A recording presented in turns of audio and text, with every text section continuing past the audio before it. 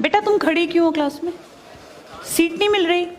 आगे आ जाओ, third line में आ जाओ, थर्ड लाइन में बैठा लो बेटा इसको। फिर तेरी बहन को जब कोई कहेगा यहाँ आके बैठ जा, फिर अच्छा लगेगा? थोड़ा लिमिट में रहना चाहिए ना। बैठ जाओ बेटा। चलो अपने देखो, अपने व्यवहार को ऐसा रखो जैसा तुम दूसरे के साथ करो, तुम्हारी बहन के साथ वही होगा। यहाँ नहीं, जहां वो कॉलेज में जाएगी वहां होगा, बस में होगा, ऑटो में होगा। समाज सबसे मिलके बनता है। तुम घटिया हो ना किसी के लिए, तो तुम्हारी बहन के लिए 100% कोई ना कोई घटिया। भगवान जो है कर्मा रिटर्न्स बैक है, ये सीधी थ्योरी है ये। और ये मैं अपने लिए भी मानती हूँ, मैं अपनी बेटी के लिए भी मानती हूँ। मैं जैसा कर रही हूँ ऐसा ही मेरे साथ होगा, या मेरे घर वालों के साथ। तुम जैसा कर रहे हो ऐसा तुम्हारे भाई बहनों के साथ होगा ही होगा। हम किसी भी बेटी के साथ गलत करेंगे ना, तो अपने आप को इसके लिए तैयार रखना कि मेरी बहन भी पढ़ने निकलेगी। आज छोटी है तो कल निकलेगी। चाचा की बेटी, मामा की बेटी, ऐसा नहीं कोई घर में रिश्ते ही ना हो, माँ भी तो होगी। जैसा तुम कर रहे हो ऐसा तुम्हारी माँ के साथ जरूर घटित हुआ होगा। अब तुम कर रहे हो, बड़े अच्छे कई एड्स हैं, उसमें एक जवान लड़का ना सीटी बजा रहा होता है, तो उसकी माँ, देखा तुम लोगों ने वो, उसकी माँ कहती है बेटा मत कर। तुम्हारी उम्र का था वो लड़का, उसकी माँ लगा लो मेरी एज की मुझसे 2-4 साल बड़ी होगी, क्योंकि जो बच्चे 20 के हैं उनके माँ 40-45, उनकी माँ 45 साल तक की होती हैं। तो लगातार सीटियां बजा रहा है, उसकी माँ उसको कहती है बेटा मत कर, वो इरिटेट हो जाती है। तो वो फील करता है कि मेरी माँ ऐसा क्यों, मतलब क्यों चिढ़ रही है सीटी बजाने से, घर में बैठ के बजा रहा था सीटी।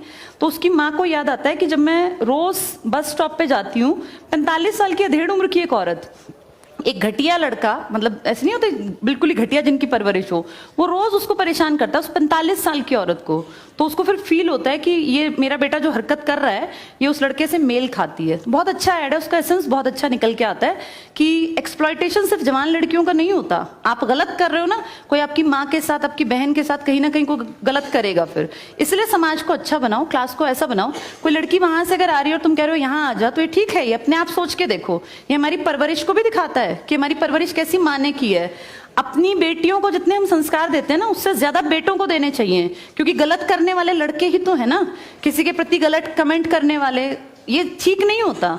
इतने काबिल बनो कि कोई तुम्हारे साथ बैठना चाहे। तुम्हें ये कहना पड़ रहा है कि यहाँ के बैठ जाओ, तुम कोई वो छिछोरे 70-80 के दशक के लड़के थोड़ी ना हो, पढ़े लिखे 21वीं-22वीं सदी के लड़के बैठे हो, तुम कोई बच्चे नहीं हो। अब अपने व्यवहार को इतना अच्छा बनाओ, क्योंकि जब गलत बात बोलो ना तो ये सोच के बोलना कि मेरे घर में जो औरत है ना उसको ये सहना पड़ रहा है कहीं ना कहीं।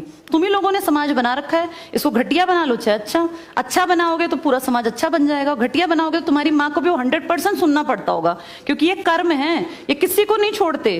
तुम सबको 4 दीवारी में नहीं रख पाओगे, तुम्हारी माँ को भी कहीं ना कहीं बाहर निकलना पड़ता है। चाहे वो मार्केट सब्जी लेने जाती हो, गाँव में रहते हो तो गली में तो निकलती है ना, उसको भी सुनना पड़ता होगा, क्योंकि समाज बनाने वाले तुम ही लोग हो।